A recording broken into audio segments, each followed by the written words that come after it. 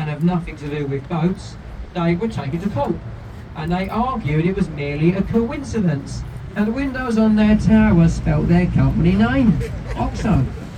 Now, surprisingly, the judge actually agreed with them. And they've had over 90 years of free advertising ever since. Well, I think they got away with a technicality. Something about gravy boats. Off to the left of the boat is a Gothic revival building with a sloped roof and a black spinneret. That is the old City of London School for Boys. It's where they educated many of our former MPs and Prime Ministers. Now, despite that, they do say that it was a good school. And Winston Churchill even spent 2 weeks there before he was expelled for fighting on the beaches over on our right. By the head of the boat we have the Blackfriars group of bridges. The first bridge is Blackfriars Road Bridge, and it was built at the request of Queen Victoria to commemorate a Dominican monastery that stood over on the left. The monks wore black habits, which is where we get the name Blackfriars. If you look at the buttresses on this bridge, they look a bit like church pulpits, and there are statues of birds nesting underneath. On the upper side, we have statues of freshwater birds. On the lower side, we have statues of seawater birds, and that's because this area is brackish water. It's a mixture of the two. The red columns ahead of us are all the remains of the old London, Chatham and Dover Railway. That was taken down because it couldn't take the weight of the modern day trains. If they took the red columns away, it would undermine the foundations of the other two bridges. Now the third bridge is Blackfriars Railway Bridge, and it was built by Henry Mark Brunel, the son of Isambard Kingdom Brunel. And they actually widened this bridge during the London Olympics, and the Blackfriars station is on top of the bridge, with the largest solar-powered roof in Europe. So on a sunny day like today, the trains went on time.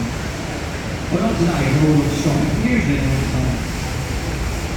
Well, up to the left of the road, we have the magnificent dome of St Paul's Cathedral.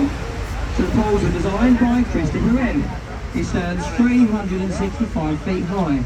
It's the second largest unsupported cathedral dome in the world.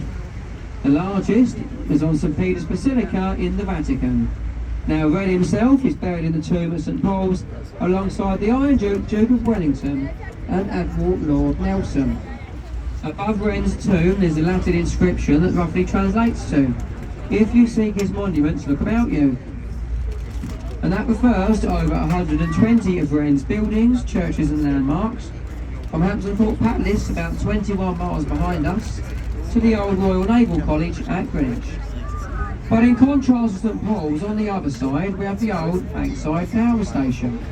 That was designed by Giles Gilbert Scott, but it closed due to the escalating price of oil. It's now home to the Tate Modern, the largest collection of modern art in the world.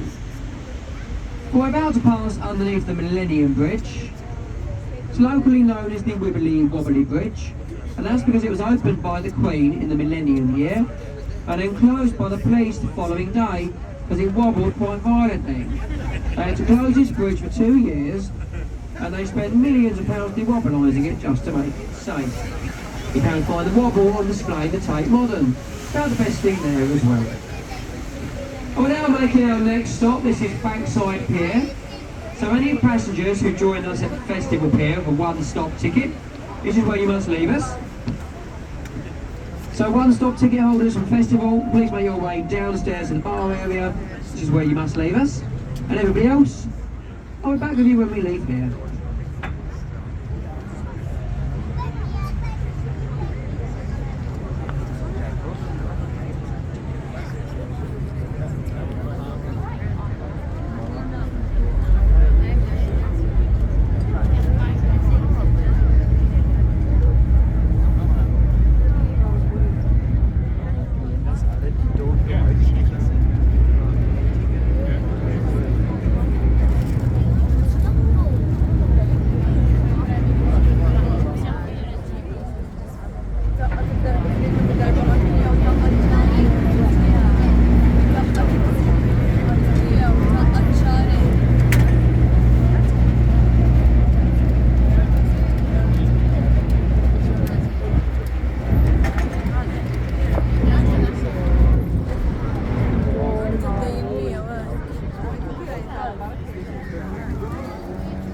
Ball.